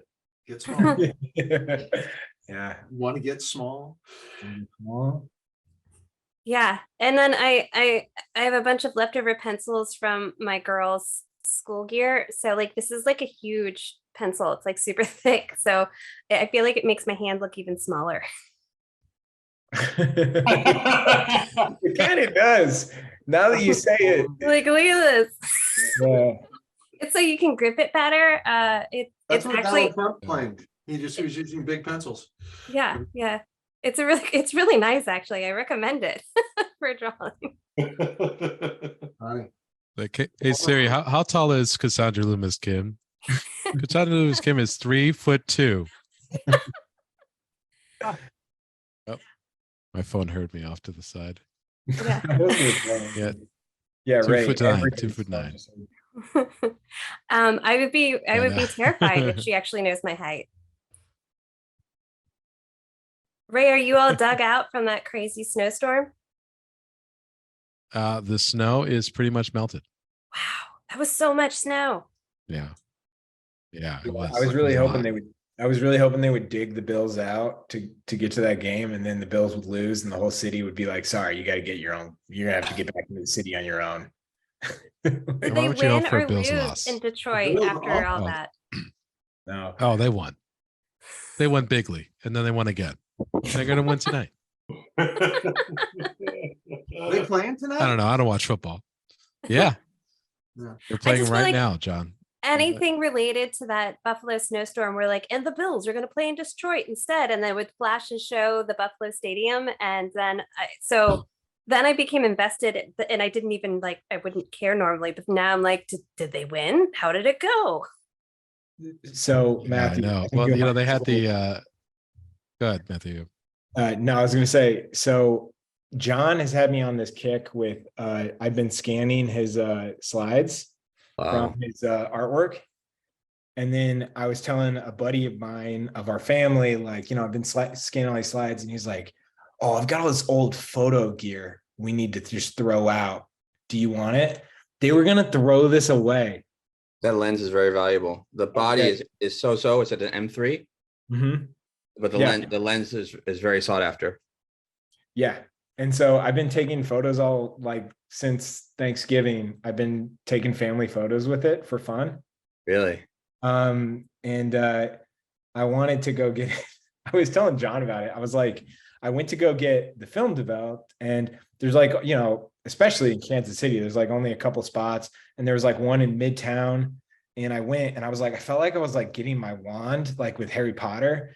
Like it was like a drive up. I swear to God, it was a drive up. And then there was a slide that went to a second story window. And the guy had a toy car on a rope, and he would bring it down to you, and then you would have to What? you'd have to put your film in it, and then he would pull it back up. It was so weird. I was like, I guess this is how this industry works now. Like Whoa. It sounds yeah. like a drug And bot. then I was like, what's the wait time? And he was like 5 months. And I was like, oh, could you give me my film back? Lower it. Yeah. Send the toy car down. So we had to repeat the whole process, you know. I'm sorry, sir. Once the rope goes up, it doesn't go down. Yeah. Yeah. No. And so He points to his sign right next to you with that policy. Oh my God. sorry, the cards were drawn. Yeah. No, so I found a spot, but they had a couple weeks, and I was like, I bet it would be a fun learning experience, learn how to develop on my own. And so I got a kit, and I started developing in my bathroom, and I developed one one film canister, and was like, yeah, I'm not doing that ever again. Like, yeah. Did it come out? It did, yeah. I mean, I wasn't proud of anything. I was like doing like ultimate beginner kit, just like totally guessing, like, you know, there was no point in my life where developing film was like a variable for me to like I've never, you know. Yeah. But yeah. So Are you about the Guy Fieri home? Have you become well versed with the camera, Timmy? Yeah, I was telling John about it. I was like, it's actually really, first of all, you're like way more methodical with when you take a photo. You think about it way more. And there's something that's like way more exciting about it. Like, so like now I have like a couple rolls that were sent off from the holidays, and I'm like genuinely excited to see if any of them are good, you know, and I know they're going to look different. I know that it's not going to just look like a bunch of photos I took with my iPhone, you know, which that was something I think you mentioned the first time you're on. You're like, messing around with different cameras kind of makes it visually, I don't know, it's a little bit more visually stimulating. Yeah. But yeah, so I've been messing around with it. But yeah. Oh, I can't wait to see the results. It's like father like son here. Yeah. You're following your father's footsteps. Yeah. He would like always like to remind me that he was the photographer first. But it was just And the truth of it is your mom's the better photographer. yeah. I didn't mean than you. I meant that well, maybe I did. But Might be. your mom's a very good photographer. Is that Hello. Salacuse Jr.? Oh, it's Charlie. Hey, Charlie. Oh, hey, buddy. He's excited to come in and show me his new Pokemon collection. Oh, my kids are huge into Right. Pokemon. Who's your favorite? I don't know. You don't know? Just got into it. Good Oh. question. Good question. Well, That's a good welcome. answer. It's a deep hole that you're about to head down. So check out this camera. This is a Charlie? camera that I was given. Let's see. Oh, what is this? What is that? Micro 16. Oh, wow. Is it a spy camera? I don't know. I got it from my mom. I Was your What mom a was that, spy? that little keyhole Oh. thing? but Oh, here we go. the film goes in there. Oh, wow. This could be an old spy camera. Did you look it up? I haven't looked it up, but yeah, then there's like A little canister here. Oh, there's- Did your mom quote Imagine. unquote work for the State Department or something? I just realized that there's a spool of film in here. Oh, This- Wow. Is that Kennedy in those negatives there? Can you Wow. imagine that there was a time where the spies were like, So that's the film. Oh, That's wow. cool. I would don't try know. and give that to Timmy. See if he can process it. Yeah. no, that's if you send it to me, it's just gonna it's Wow. the fastest way to get your film destroyed. Now I'm curious because I've had this thing for like 20 years. So No. That's wild. I'm gonna say goodnight to my son. I'll be right back, y'all. Night. What is your favorite Pokemon, Cassandra? Oh, I like the really weird ones. Like it's obvious that the animators just like have really odd off nights. So I shouldn't say which ones I always make a big deal about with my kids because it's just ridiculous how many there are. It's like hundreds. I'm a big Pokemon phase, man. big Snorlax fan. Oh, well, that's my spirit animal. I would love to be a Snorlax. Have you would be seen a too. Sudowoodo? I mean, they're ridiculous. No, I mean all my Pokemon experience, like, you know, I went to the school that just banned everything. I went to a school. Pokemon got banned at my grade school, so we were a couple years behind all of the other grade schools in Pokemon news. Oh, And, I didn't know anything about it. Like I never knew anything about Pokemon before my kids. it was pretty thrilling when I was in grade school. I didn't know anybody who knew how to actually play the game, but it was a very competitive trading tool. Well, I have Pokemon Go on my phone so that when we're in parks, they can catch Pokemon. Like, Oh, there you go. yeah. John, do you have a favorite Pokemon? You'd be surprised how much I was exposed to it. It came out. Really? Well, my kids dealt with it. And Can you name one Pokemon? No. Oh, I bet you know, Brett Pikachu Watkins is like would the most obvious Oh, direction to Pika say. something. Pikachu. Pikachu. Yeah, man. I love how Pika you've never heard of Pokemon. There is actually just a Pika, and then there's Pikachu. Okay. I Pikachu. remember that. I mean, I remember some of it. I just, you know, it's like, was that the one where like you would go out in the public and they would be, you know, you would search for them in public places? Mm-hmm. Yeah. That's like new. Matthew, this is how you can tell how great the show has become, is that we're like we're just scraping the barrel. No, I think it's charming. What's your favorite Pokemon? No, somebody asked earlier, Matthew, of all of the images that you have in your collection, what is like the one image you would find interesting to see artwork made of? I mean, it probably wouldn't be a celebrity, although those are the ones that sell the best because people are like, oh, I recognize this person has meaning in my life, and then there's a connection. So they buy that. That seems to be the ones that move the fastest. I like the ones that are like the two women sitting on a bench where it's like you have to build your own story. Mm. Or this woman here. This is maybe one of my favorite. Right. Or just coming across an elephant dressed up like a swan. Bananas, right? I just kept looking at that, just being like, how weird to pull that out and be like, obviously it's a circus. Is it a swan? Is that a swan? It's a swan on the back of an elephant. Yeah. Yeah. Of course it is. That's So has wild. anyone seen the Elvis movie? Mm-mm. No, is it good? It's not a great movie, but it's a delight to watch. I feel like that's Baz Luhrmann, you know, like Totally. visually just Totally. is so exciting. Yeah. I saw it. And what did you think? I thought it was all right. Yeah. Yeah, I'm on board with movie. I've gotten better at, when I watch a movie, isolating how I feel about it into not just being like, I didn't like it because of one thing, just being like having a more nuanced opinion where the movie's the experience of the movie can have a duality to it, where I'm like, I didn't like that, but this aspect of it was crazy good. Yeah.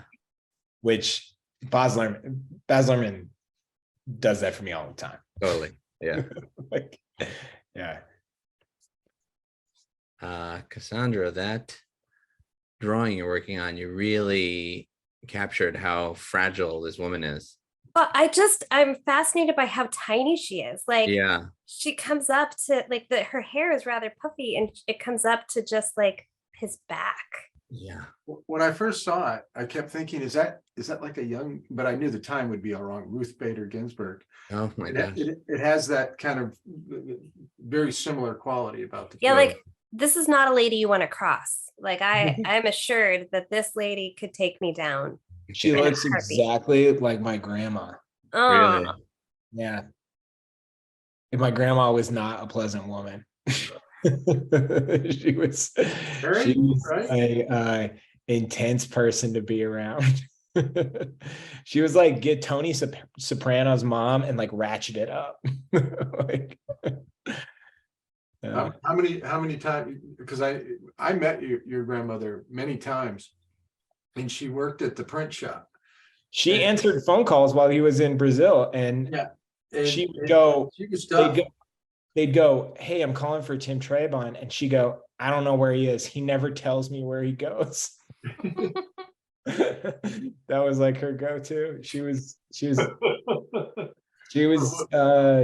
pretty, and she grew up in New York. What I thought was funny was the relationship between your father and his mother. As she got when she was working at the print shop, he fired her a number of times. He fired her like 5 times. Oh He my fired God. his mom 5 occasions. He fired her. It just cracked me Wow. thinking about firing her mother. Who fires their mom? Or who gets Told the me- you have to fire your mom? He told me that he got lunch with somebody who was just like, they were just like sweating, like having to fire, like lay somebody off. And they were like, how do you think I should do it? And he was just like, just do it, man. Like, I fired my mom last week.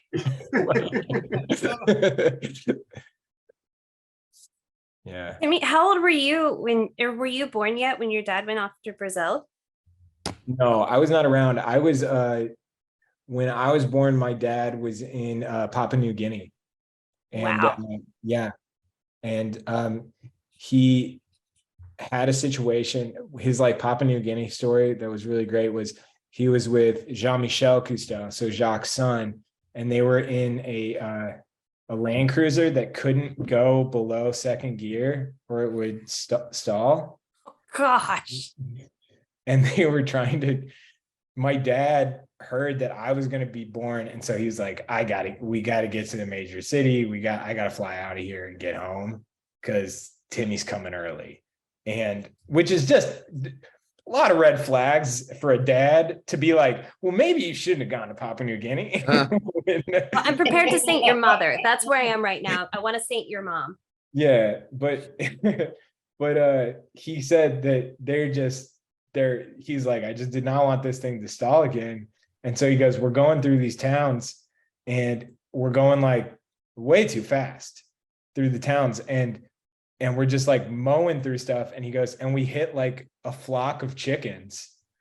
And it was just like a chicken hit and run where he just goes, we just got caught up in this, like, we just got like attacked for it. It was a nightmare. He said people were throwing rocks and this Land Rover, they had to return it. They were sponsored by Land Rover, and Land Rover, when they went to go return the cars, was like, yeah, we don't want this one anymore. They just got like attacked by a mob. Yeah.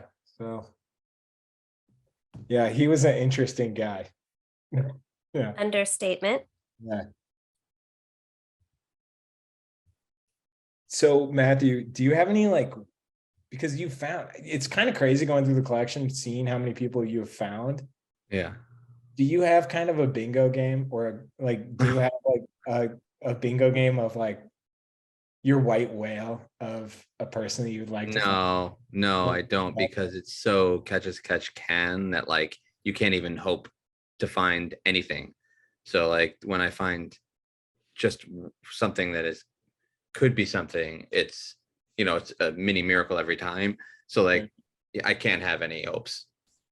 Do you have any boots on the ground that help you with this, or is this It's just me. wow? Yeah. Has anybody ever contributed a slide to it? It's all They've yours. offered, but I feel like it's against what I set out to do. Right. Like I would love to post one of the Jacques Cousteau pics because I think it's totally worthy. But like, I think part of it is I'm finding lost things rather than people, passing me great works. Yeah. I wanted to point out to Ray, in the collection, there were no Buffalo Bills players, but there were Kansas City Chiefs players in there. And because no one in their right mind would throw out film with I Buffalo knew Bills he was player. going to say that. I knew that was happening. good comeback. Give me a Dangerfield. Give me the soundboard, Timmy. I think I deserved it. I don't get no respect from anyone. Yeah. Sorry, Mike. I'm late. I'm going slow on him. Yeah. Yeah. I'm still wrapping my head around this sound part. Yeah.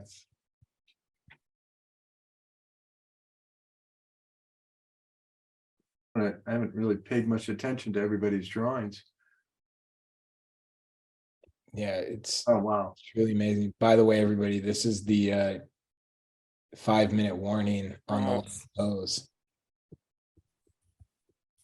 I feel like it just got started. Oh, this is really nice. I just got a tag. I believe someone did the Elvis one. His name is Juniper. I believe it's a boy. Juniper age 5, drawing of Elvis. Oh, that's phenomenal. Who Yeah, Way to wins go, the day? Juniper. That's it. I think Juniper won. Mhm. Definitely kick my butt. Ray, why didn't you do it that way? He really got the mouth like. I know. Should have done it that way. Should have done it that way.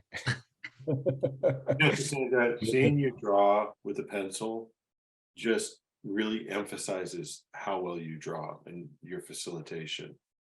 Who, me? Yeah, in a Oh, way, thank you. in a way that's different than when you paint. You can really see like just how well you draw. Because you really captured those people and the important in a what's the word? Eloquent way. Oh, thank you so much. Well, it's funny because I remember in college, a professor told me that my paintings didn't live up to my drawings. I would submit drawings and he'd be like, I was really excited. And I saw your painting and I was less excited. And so I was like, oh, I got God. some work to do. So is that in your mind, is that a good professor or a bad professor? I thought it was a good professor. Like I thought he made a really valid point, and like I had more energy in my drawings than I did my paintings. I feel like I've learned a lot, and my paintings have caught up, and I'm able to be as expressive, well, accurate, but I wasn't at the time. So I thought it was a good critique. Yeah. So I talked to college kids who are, fledgling photographers, and I shoot them very straight. I kind of talk to them like that, even though it's the first time I met them, like it's Mhm. not my students. And I'm like, let me know if I'm being too harsh here. They're like, no, we don't get any of this at school. I really appreciated, like, if you have a real critique and something I can do to improve, I'm always appreciative to hear it because I'm forever learning. And I thought that it was really good advice or something I needed to work on. And yeah, so I think that that's great that you do that because it's important to hear how you really can get better. Yeah. You got to be as honest as possible without destroying them.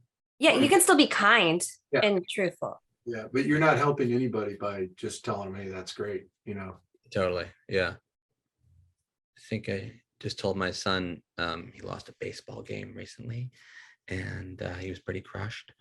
And I said, no one ever learned a lesson by hitting a home run. Yeah. Yeah. Amen He to didn't, that. I mean, he sort Yeah. of took it, but he was still crushed. That's hard. How old is he? 7. Yeah. Oh yeah, that's like losing the World Series. Totally. Yeah, I've had a long history of losing games. I tell you. surprise. Gonna respect it all. Yeah.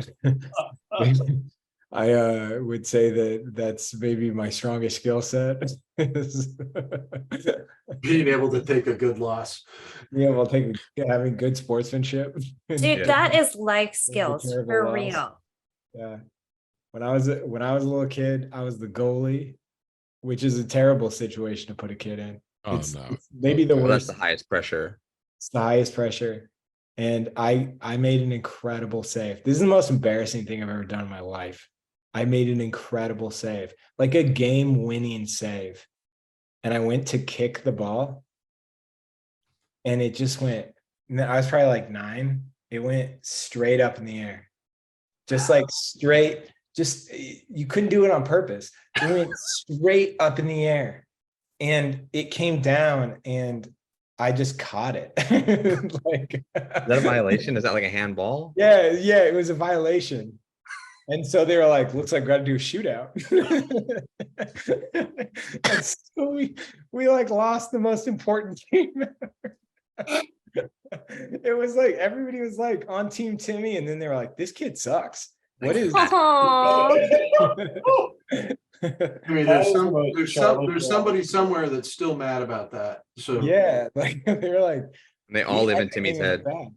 Was Oh that? no, I totally understand that. I was on the Bad News Bears of soccer teams when I was 5, but we never won. We stayed the Bad News Bears. Like, I remember I was defending the goal against my own teammates as well as the other team. And in the whole season, we scored 1 goal. And it was like really late in the season. We got 1 goal and we like the whole crowd, both sides cheered for us because they knew how bad we were. And we went out for pizza. And like that was our epic win. We never won.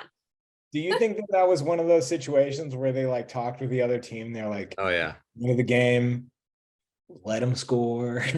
I don't know, but that goal was Come on, Timmy, epic. let her have it. Yeah, 1 Just goal. let her have it. Don't take it away from her. Timmy does Season. think. Yeah. Yeah.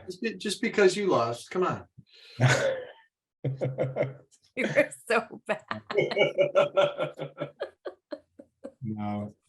So who are you shooting tomorrow at the cellar? It's this Are Brazilian. you allowed to talk about it? I'm Yeah, assuming. sure. Yeah. It's a Brazilian comic named Rafi Bastos. And apparently he's huge in Brazil. Like he's had Netflix specials. He played on their national basketball team. He's had talk shows and he's like, I've done as much as I can here. I want to make it in New York as a comic. So he went to New York and he started at 0. That's awesome. I wish Wow. we're huge in Brazil, Matthew. Yeah. We actually have a lot of Brazilian artists, like not joking. Oh, that's great. Yeah, I hope one of them's here so they can chime in and know, because I was looking at Rafi's work and I wasn't familiar with it, but it's amazing that he's at the cellar. That's pretty cool. Yeah. Yeah. Yeah, there was that French comedian that did that a few years ago as well. Gad. Yeah, I don't remember his last name. he was like palling around with Seinfeld. Yeah. Yeah. Yeah. I think he's doing okay. Yeah, that's amazing. I just started listening like a couple weeks ago to the show that We Might Be Drunk. I'm on that one. Yeah, I know. You're like a very important supporting role on that show. I love it. Oh, thanks.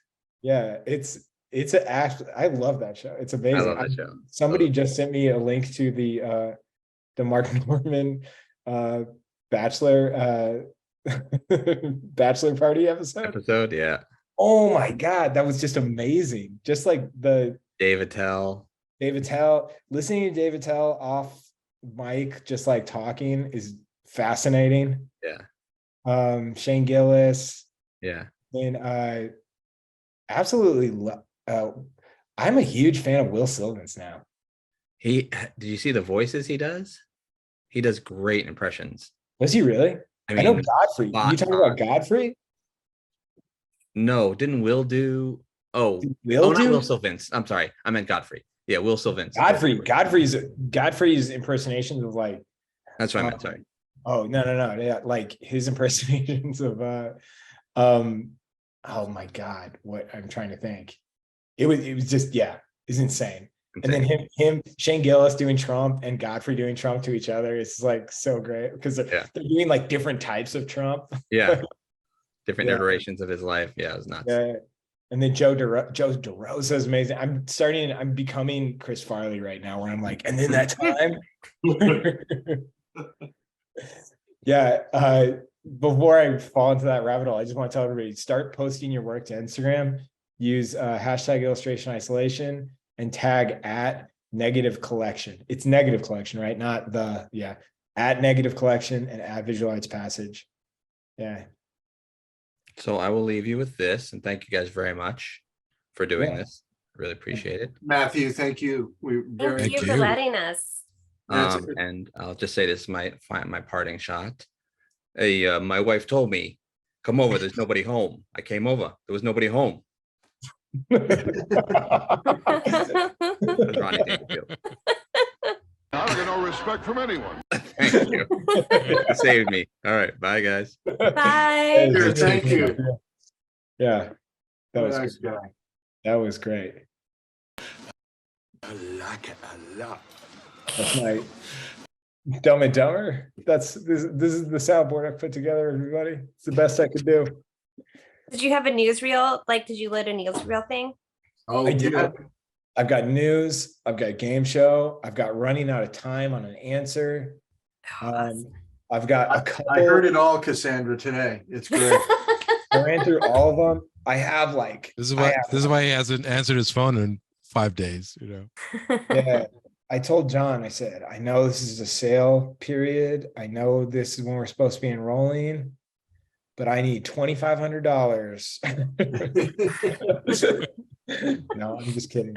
But Ray, just for a warning, I have like a whole queue exclusively for you moments. Oh my God. Yeah, got a Come on. whole line. Wow. Ray, you're so lucky. Yeah. Am I though? Am I really, Cassandra? I mean, Yeah. Yeah, you're so lucky, Cassandra. I have nothing for you so far, but I'm gonna work on that. Other than the fact that you've been replaced for breaking news. I'm okay with that. I'll accept it. Yeah. I'll stand in if the soundboard doesn't work out. Yeah, there is definitely an art to the soundboard and like timing it. And I don't know if I'm gonna be able Ooh, to. are you gonna get like a delayed joke, like badunk? Yeah, I've got one of those. I've got it all. I've got it all. If anybody has, Okay. listeners, if you do come across like really great audio clips from movies or whatnot, send them my way, please. Because I'm gonna build my soundboard library. This is fun. I love Yeah. it. Yeah. I've got some dirty dancing stuff in there. I Like nobody puts baby in the corner. mean, that's the only one. Classic. Yeah. So, and Ray, just so you know, that's in your queue. Cassandra, I have to tell you, I actually got that. The Yes. baby comment. I'm proud of you. I'm proud of you. Nobody puts baby in a corner. Yeah. So Right. we'll be unraveling these. As, I love that version of Jennifer Grey. Yes. yeah. Everybody, just for real, start posting your work right now because I'm going to be opening up Instagram. We're going to be there like in a minute. Well, mark the day. It's the day to illustration isolation jump the shark. Again. Again. Yeah. You know what? We're just going to change the name of it when we jump the shark. Yeah. So Ray, what's the score? You know, I haven't even checked it. My phone's going crazy though. So Who are they playing? the Patriots. So that's why Dale's probably not here. No, Dale's teaching a class.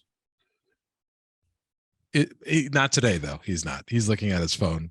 Not today. He's He's not. pretending he's teaching a class. Yeah. It's 10-7 Bills. Yeah, oh, plus, very cool. Well, Yeah. I don't know if I would, most mornings I would get up and think about drawing Elvis, but we just did. That looks great, John. Really good job. Yeah, it looks What awesome. a glowing endorsement. Well, I mean. Yeah. it's Elvis. No, I just meant you just being like, not something I would do.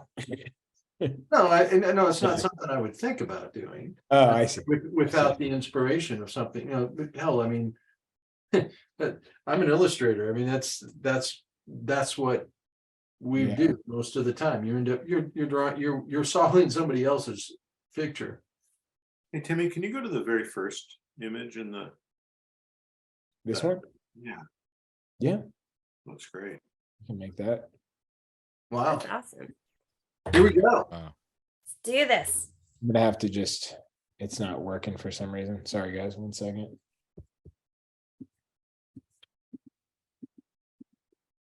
Uh-oh. Oh, I'm so glad this is not me. It may be about to be you. Really great pieces. It might, John, The soundboard software just crashed Timmy's browser. no, Give a Debbie Downer button, like wah wah.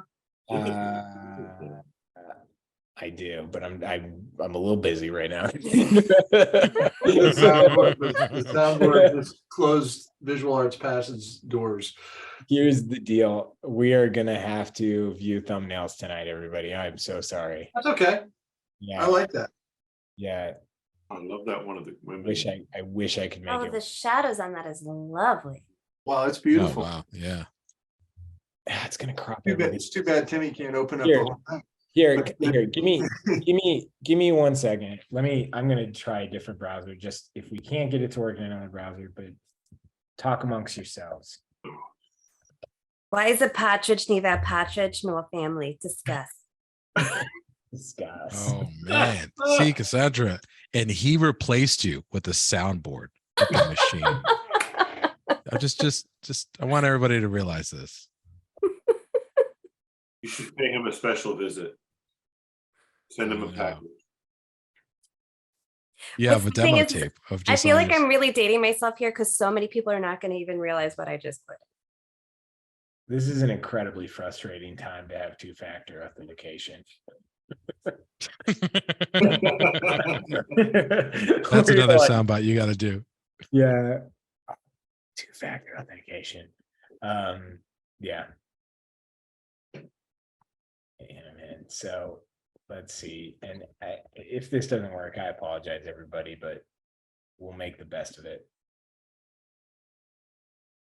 Oh, I love the way you did his tie. Just that, the fluidity in that shape. No, thanks. All right, everybody. It's not working. Let's just go to the thumbnails. Yeah, let's do thumbnails. It's Yeah, I cool. think it Name- works. Yeah. Name Silicon Valley. This is amazing. Wow. Wow. These are incredible. Oh my Love gosh. these. Whoa. Oh, I love the shape. Oh man, everybody's doing a phenomenal job tonight. That's a good Elvis. Nice, Devin. Oh yeah. Wow. Yeah. Wait, slow down a little bit.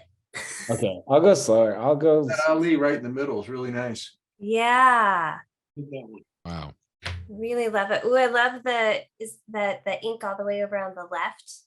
Oh man, that drawing. Right in Yeah, the- it has a the real left-hand side, Al yeah. Hirsch feel Yeah, to it. beautiful. It's lovely. Oh yeah.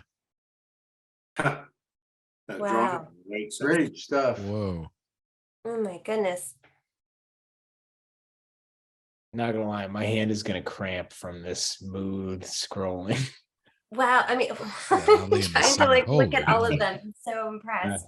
I could guess Except- on a lot of these artists, I think, and I would be right. I but can I'm not see going Oh to. man, Felicity. this is I think amazing. Felicity's there. Yeah. Felicity's there. Those Ali's together are just Oh, phenomenal. terrific.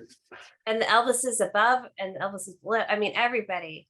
Oh, is that a little Elvis, juniper? I just, the Elvi. I feel like that's a juniper. Wow. So great.